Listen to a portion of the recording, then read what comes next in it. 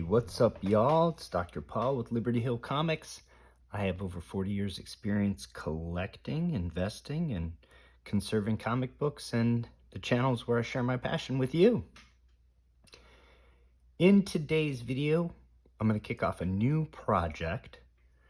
We're going to conserve this copy of America's Best Comics number 12 from January of 1945. So buckle up. Let's get into it. This book is special for a number of reasons. Obviously, this is from the golden age of comic books, and it's from the middle period of the golden age, the highly patriotic, some argue jingoistic period of the golden age, what I call the middle period. It's from a very prolific golden age publisher, Standard Comics, which published under a number of names, including Neater Publications, Better Publications, and Pines, as well as a few others. They had an entire lineup of superhero publications, and they competed very well with Fawcett, Timely, and National, the names of the companies we know today as Marvel and DC.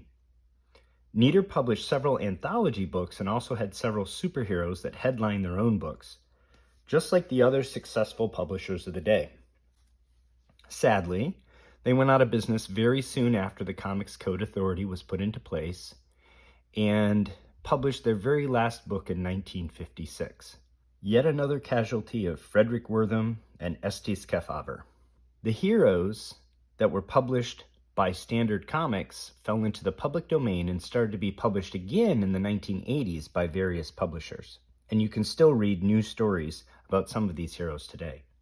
I really love this cover because it features their most popular heroes all in one place, which didn't happen very often in their books. This cover features Pyro-Man, the Black Terror, American Eagle, and Doc Strong, all signing up with their blood donor cards to help the war effort and encourage other Americans to do the same. It's also very important because it's an Alex Schomburg cover. For those not aware, Alex Schomburg is one of the Golden Age greats.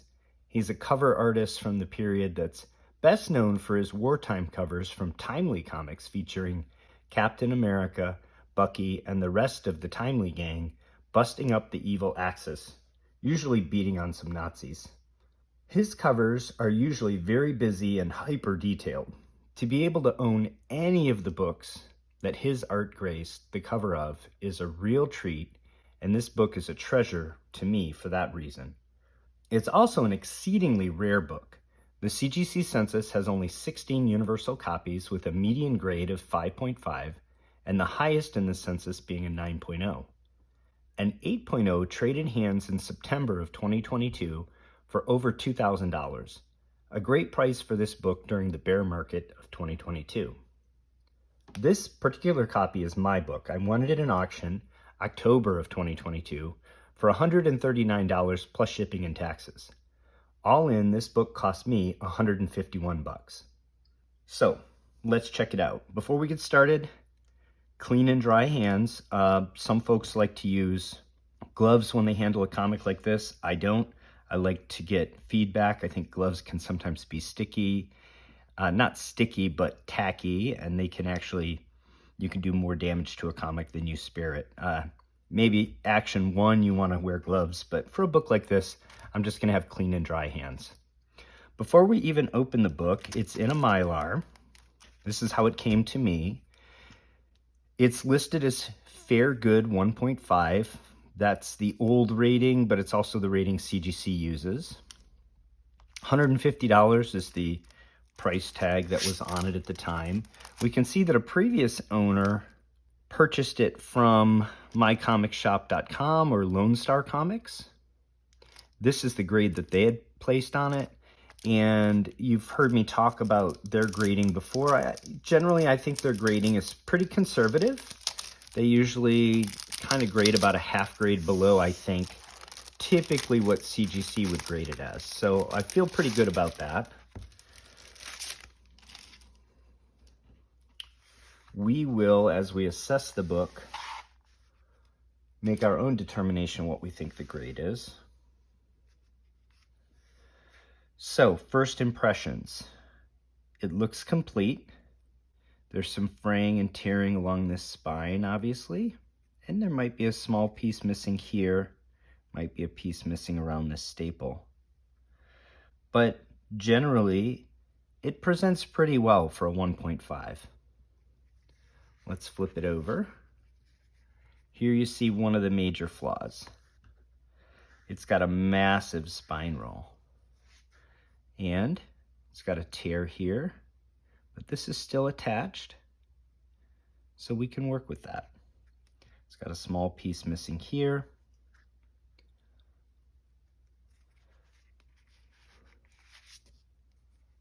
Let's go through it and see what we see on the interior. Some more tears on this edge. Obviously it's split from here to about here. So I think rather than open it like I normally would, what I'm going to do is lay it flat this way. And because of the spine roll, I think it's going to be best to kind of look from the back to the front. So we'll just kind of hold it like this. All right. So again, we have some creases. There's some small pieces missing. That may be a fold over, but I think it's missing. We also have some staining. Here's some dark staining. Here's a water stain that's created a tide mark. Let's do a quick eval of the paper quality. This is my owl card. Paper looks very solidly off-white to me.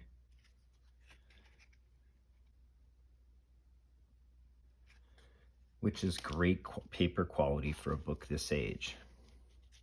Remember, this is 1945, so we're talking nearly 80 years ago. Small tear. There's that water stain we noticed from the other side. Here's a folded over edge right here. You see, this is Maurice Gutworth art, probably. This is the last story in the book, probably the one that maybe they thought was the least well done. They don't lead off with their worst stories. You can see lots of swastikas. This is going to be our American Eagle story, and it is Maurice Gutworth on art. Not my favorite artist from the period, but certainly serviceable. One of the interesting things, there's a loose piece of, I'm not sure if it's paper that was darker than the paper here, so I don't know if it was part of the book, probably not. One of my favorite things of books from this period is these messages. Keep Old Glory flying, buy war stamps and bonds. If you're too young to enlist, buy war stamps and bonds. Here you can see the art looks a little bit more finished to me. This is the Doc Strange story. A little bit more dynamic placement of borders around the art. You can see there's these down here. These are part of the made during the printing process. The machine that grabbed the paper would make these marks. I don't think I'm going to repair those unless one of these starts a tear that goes further into the book.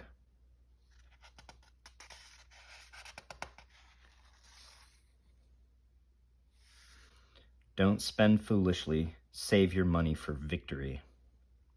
Also, for victory, save fats, waste paper, and old rubber.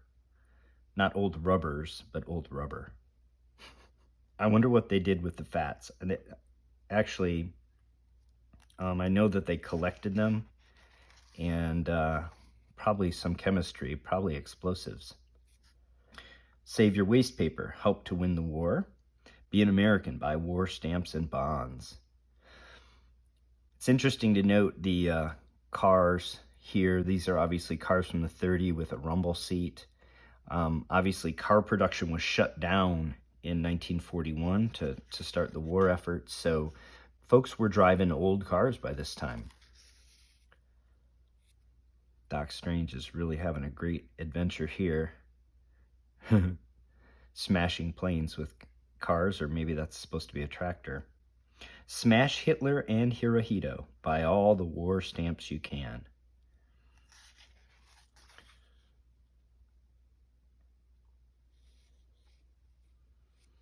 A soldier gives all. Are you buying all the war stamps you can? You've done your bit, now do the best. Buy more war stamps. I guess there's a consistent message here. How about these Nazis wanting to brand everybody with swastikas, right?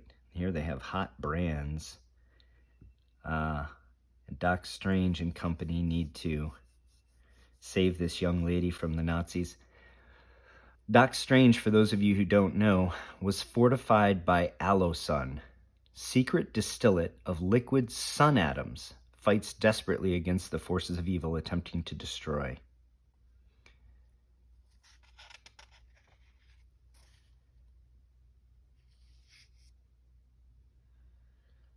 And now we're into the Black Terror's adventure.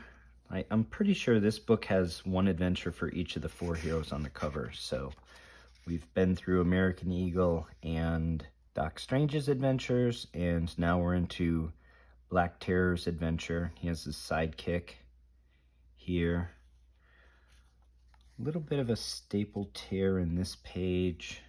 Obviously some creasing here. I think there was one small tear that I didn't mention because I was commenting on the art. Several of the superheroes in the neater line and the better publications had this kind of Superman type strength and bullets bouncing off of them. I can imagine Black Terror saying it tickles. They didn't have a lot of prominent supervillains in the standard publications. They mostly fought criminals. During this period, of course, they mostly fought Axis, Nazis, and Japanese. There are a few recurring supervillains, but not many.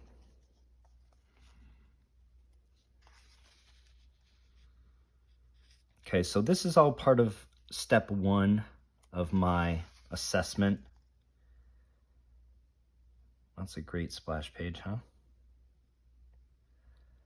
So as I'm going through this book, I'm doing an assessment of the condition and making a decision about what I'm gonna do to the book for conservation. Here's the Pyroman story. Visually, I think Pyroman is the coolest of all of the standard publications superheroes.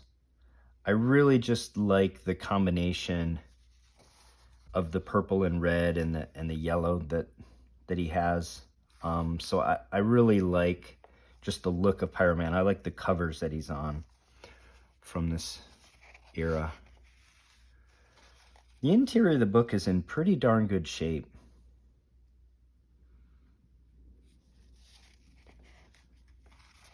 I would dare say this paper here, I mean, it's actually a little brighter than off-white. And we can lighten it up a little bit too. I think we're going to deacidify these interior pages because there are a few with stains on them.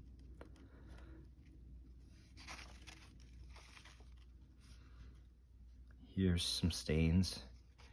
Few tears. This is where you usually get tears on the interior. It's this first wrap usually gets the brunt of the wear and tear. There's some staining here, staining there, and then some tears there.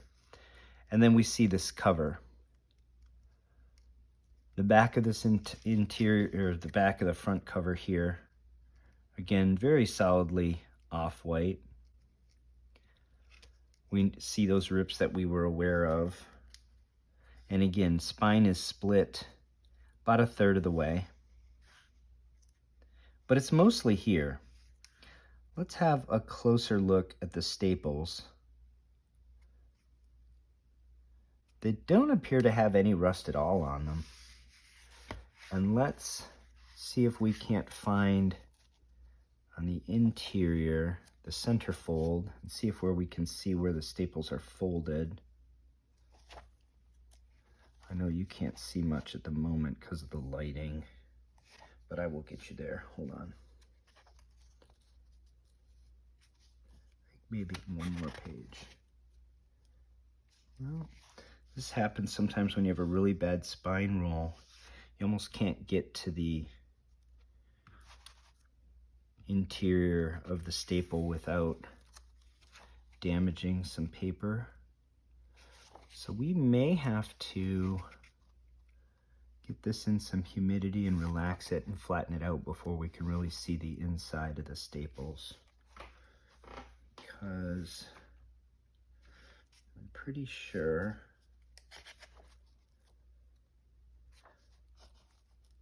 oh, this is it here. Yeah. Is it?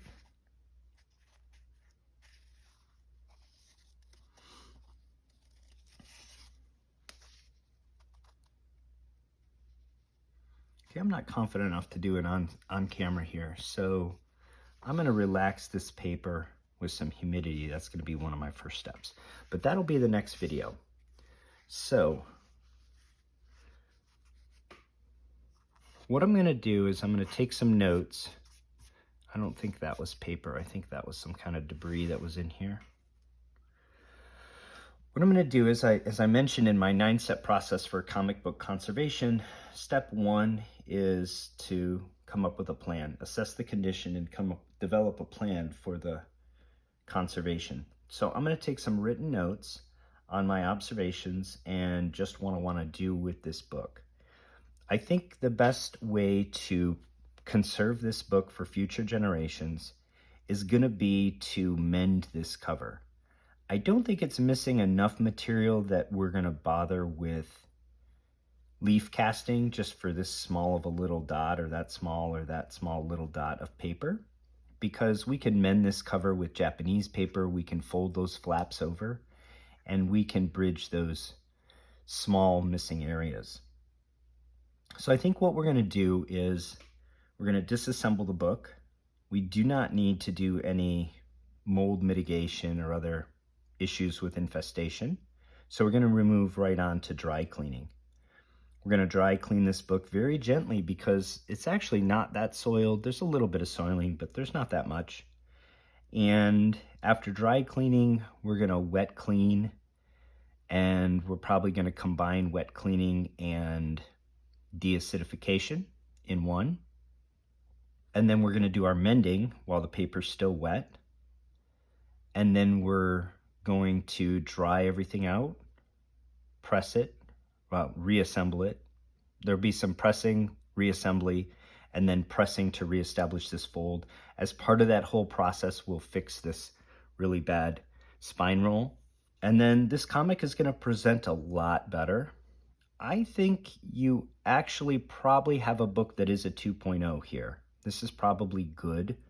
The spine is not completely split, and it's only missing maybe at most the area of about 3 dimes worth. Again, I think Lone Star Comics is conservative, so I certainly don't blame them for their 1.5. I applaud them for it, in fact. But I do believe more often than not, submitting this book to CGC like this, you're going to get a 2.0. We're going to bump it up so it's going to present an awful lot better and be mechanically sound, and you're going to be able to read the book without concern for damaging it further. And we're going to fix that spine roll, and we'll see what the grade is. We'll assess it again when we're all done. So today's my game plan video. Next video, we'll get started on the work, and hopefully you enjoyed this video. We didn't talk a lot about the materials we'll use, but materials are in the description below if you want to check the links out to where you can purchase those on Amazon. I do appreciate you sticking with me. I appreciate all the viewers of the channel, especially those that take the time to like and comment and subscribe. So looking forward to working on this and sharing the progress with you. Until next time, take care of one another.